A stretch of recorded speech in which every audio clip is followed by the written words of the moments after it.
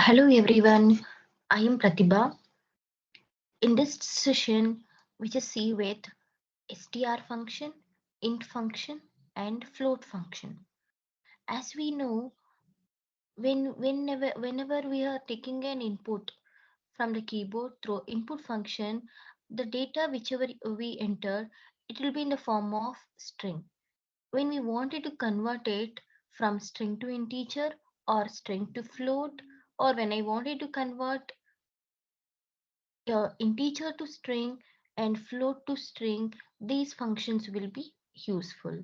So if you wanted to concatenate an integer such as 29 with a string which is passed to a print function, so the string has to be converted into, sorry, the integer number 29 has to be converted into a string. So how we will do it? See, here we've taken an example str of 29. So in this example, we can see that the 29 is a parameter we have passed as integer. So when I pass this as a parameter to str function, this will be get converted into a string. So this is now a string. 29 is now string. So now this I can pass it to now a print statement. See, I am, and again your concatenation operator, str of 29, again concatenation operator, then years old. So this will be displayed like this. In the last example, what we seen in the last video, which was getting an error when we do this without using any string function. So now this str of function is going to convert an integer into string. So now this will be get concatenated. So I am 29 years old. Okay, so this is how we can use our str function to convert an integer to a string. See, now the same explanation we have it here. So because str29 will be evaluated to string 29. So now this can be used with your concatenation operator so that your result will be I am 29 years old. The same way, converting some values in an interactive shell with these functions. See, str of 0. So now the 0 will be now treated as a string. Again, you can pass your floating point numbers also, and you can convert into as a string. And here we have one more function here is int. That means whenever I wanted to convert a floating number to int, so that means I wanted to remove a decimal point. So you can use that conversion from int to float to int. So by using our int of function. So 1.25, what we have, whatever we passed here, it is in the floating point number. If you pass to int of function, so it will be converted into an integer whole number called 1. The same way you have float of function, this will convert floating point number. Okay, so whenever you pass something like here, in this example, we are passing a string. So now a string is represented between a quote. So I have passed a string as a parameter to float function. So this will convert the string to float. That is 3.14 now. It is not a string, it is a floating point number. Again, you can see I have passed an integer. So float of 10. So 10 is a whole number. So if I convert into float, it becomes 10.0. So you can perform any other data type can be converted using to some other data type. You can use this str of, int of, and float of functions so that you can get convert those one form to another form.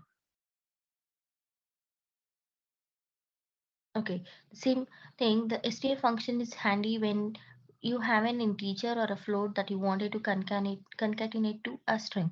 A hint function is helpful if you have a number or as a string that you wanted to use it as for some mathematics purpose.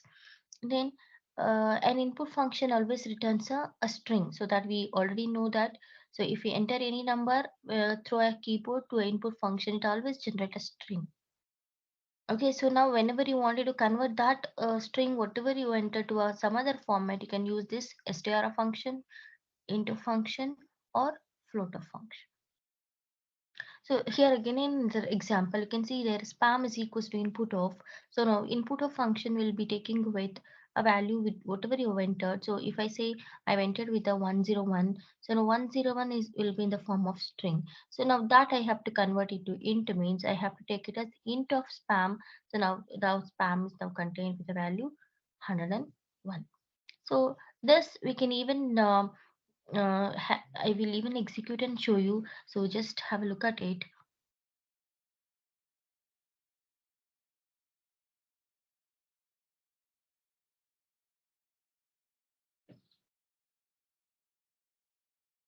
So I'll be taking with idle. Okay, here. So spam is equals to input of. So now it will ask you to enter an input. So now I will enter the value 101. So now 101 will be stored in spam now. That has been entered through keyboard to an input function. Now it is in the form of string.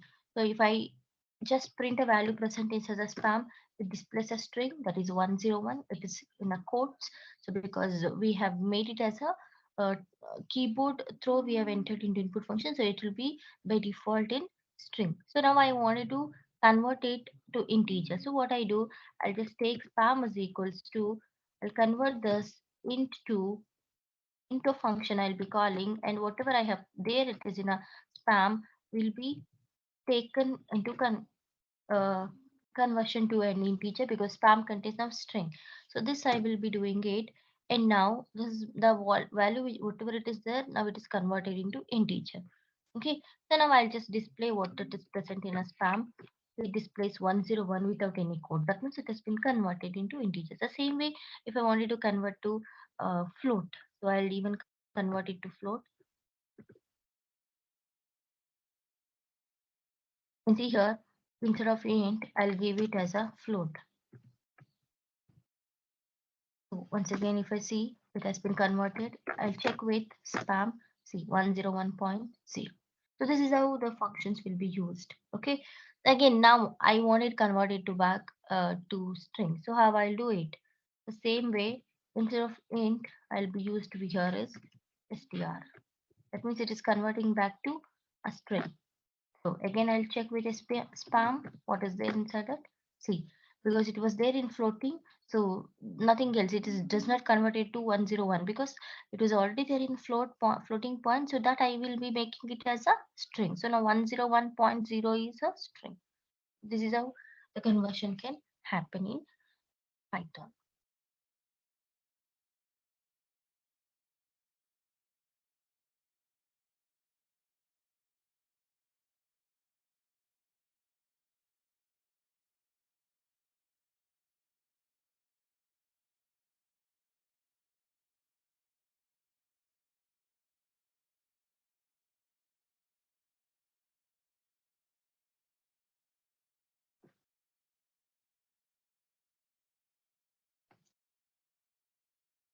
Okay, so this is what we have done.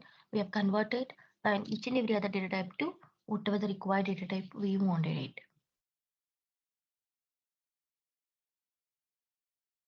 Okay, so now we just see int 99.99. Note if we pass a value to integer that it cannot evaluate as an integer, Python will display an error. So since 99.99 is a floating point number, that too it is present in as a string, so that if we try to convert it, so it will be get with a value trace back the error value because we can see there you have that 99.9 is already in float and that they are represented to string, so it is directly we cannot convert it.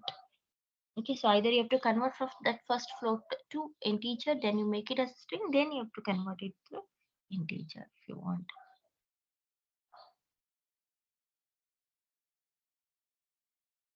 So here you can see we have converted float to an integer. 7.7 has been converted into 7.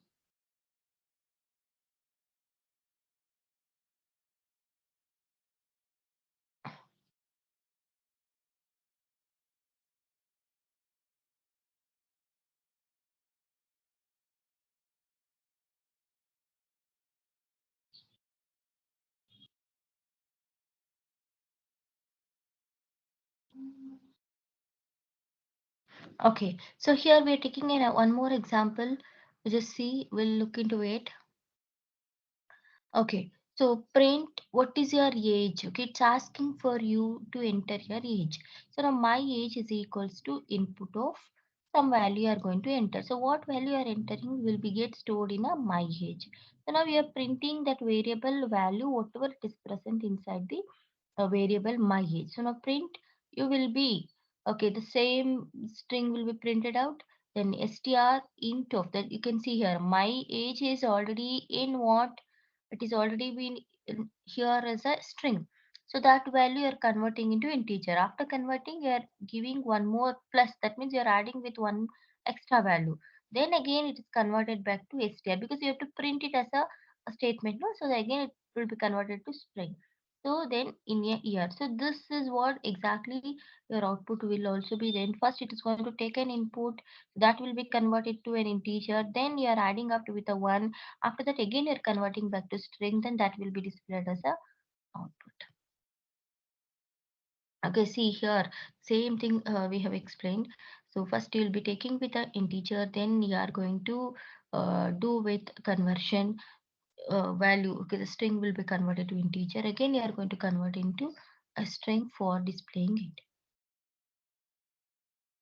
Okay, let's say another example you've taken with string is 4. So now the string is converted to integer. Okay, so now the result will be 5. We have added with a 1. Then again, you are going to convert it back to string. See, like this, something like this. So we'll be taking with a 4, 4 plus 1, then it is 5, then 5 is treated as a string, then the string will be get displayed.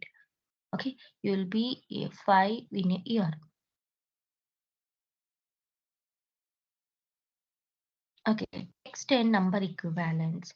Here you just see whether like if I have this, what we can say, there are like two numbers, 42 and 42, both are same. Okay, but when the different data type it falls under. So when we try to check its equivalence, it will show you a result as false. Okay, you can see here, just have this look. 42 is equals to 42. So the 42 is one is string and one is integer. So we're getting a result is false. So but if we compare with a int and float, it will give a, even though it is present in 42 is in integer, 42.0 is in float, but even though the value will be same, so it will be given as a true. Okay, so if I take like 42.004, see 00, how many you add also, that will not be counted. So 42 is equals to 42.000. So that will be given as a true value. So this is how the equivalence, you can use double equal symbol to check a equivalence between the two numbers.